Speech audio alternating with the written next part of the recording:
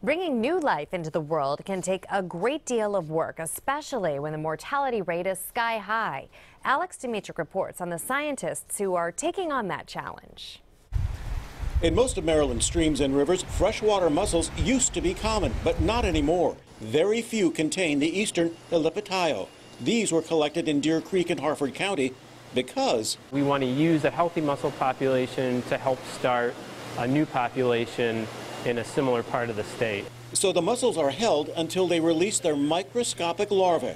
Then it gets complicated. Their larvae are parasitic and they require a fish to act as their host and turn their larvae into juvenile mussels. Not just any fish, but American eels. Mussel larvae collected by DNR biologists at the Cedarville Fish Hatchery are poured over the eels. The larvae then feeds off the eel's gills for a couple of weeks. When big enough, they drop off. If they fall off in a good place, they have a chance to survive.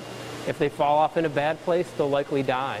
From the hatchery, juvenile mussels will eventually be driven to a good spot in the Patapsco River and planted.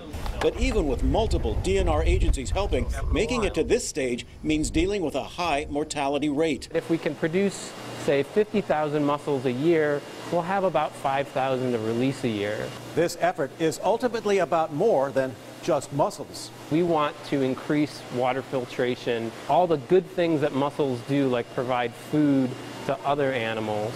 We want more of that in rivers. Alex Dimitric, WJZ. Now about those eels. Because dams have been removed from the Patapsco River, the eels have returned, and so might the mussels. I'm okay with mussels. That's okay. Not eels. No, not swimming in that.